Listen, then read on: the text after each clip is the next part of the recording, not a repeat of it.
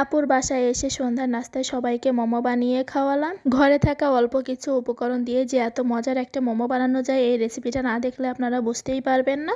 Hello everyone, আসসালামু আলাইকুম। কেমন আছেন সবাই? আশা করছি আল্লাহর অশেষ রহমতে সবাই অনেক ভালো আছেন, সুস্থ আছেন। আলহামদুলিল্লাহ আমরাও ভালো আছি। চিকেন মোমো বানাবো, তার জন্য আমাদের চিকেন কেমা করে নিতে হবে। তার জন্য ব্রেস্ট পিস নিয়ে আমি এখানে ছোট ছোট করে কেটে তারপরে ব্লেন্ড করে নিব। আর এটা কিন্তু ছুরি দিয়েও খুব ভালোভাবে মাংসের কিমাটা তৈরি করা যায়।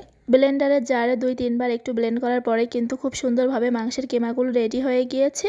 তো এখন আমি একটা পাত্রে নামিয়ে রাখবো। তো মোমো বানানোর জন্য কিন্তু চিকেনের কিমাটা অবশ্যই লাগবে, তার জন্য চিকেনের কিমাটা ভালো করে রেডি করে নিতে হবে।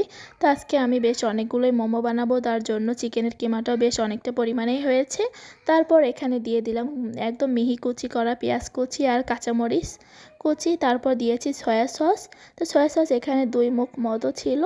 তারপর দিয়েছি স্বাদ মতো লবণ, তারপর গোলমরিচ গুঁড়া, তারপর দিয়ে দিব অল্প অল্প করে আদা রসুন বাটা। তারপর এখানে কড়াইতে ভালো করে গরম করে নিয়েছিলাম তেল, সেটা এখন গরম গরম এখানে ঢেলে দিব। দিয়ে এখন সব কিছু ভালো করে চামচের সাহায্যে মিক্স করে নিব। গরম তেলটা দেওয়ার পরে মশলা সহ সব কিছু একসাথে ভালো করে মিক্স করে নেওয়ার পরেই কিন্তু মাংসের কিমাটা রেডি হয়ে যাবে। তো এটা দিয়ে কিন্তু মোমো বানানোর জন্য কিমাটা এখন একদমই রেডি। তো আমি এখন ভালো করে মিক্স করে নিব।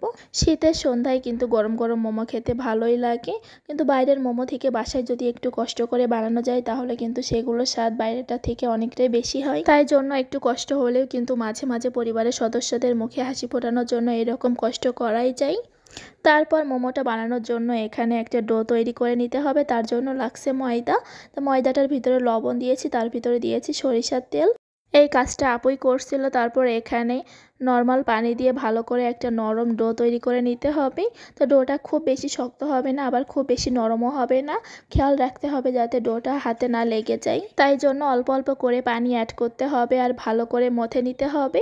তো বেশ অনেকটা সময় মথার পরে কিন্তু আটাটা একদম রেডি হয়ে গিয়েছে।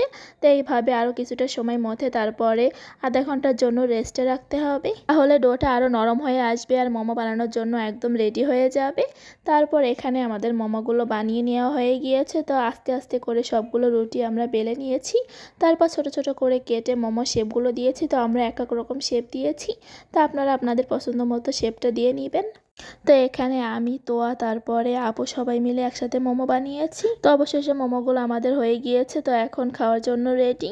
তো মোমো বানাতে যত না বেশি সময় লাগে, খেতে কিন্তু একদমই সময় লাগে না। তো মোমোগুলো বানানো হয়ে গিয়েছে। তো মোমোর জন্য এখন আমরা একটা সস বানিয়ে নিব। তো এখানে ধনিয়া পাতা, তারপর কাঁচামরিচ আর রসুন দিয়ে একটা সস বানিয়ে নিয়েছি। তার সাথে ছিল টমেটো সস। তোয়া আবার ধনিয়া পাতা সস দিয়ে মোমো খেতে অনেক পছন্দ করে, তার জন্য এটা বানানো হয়েছিল। তো এই শীতে আপনারাও কে কে বাসায় মোমো বানিয়ে খেয়েছেন অবশ্যই কিন্তু জানাবেন। আর যারা এখনও খাননি তারা এইভাবে ট্রাই করতে পারেন।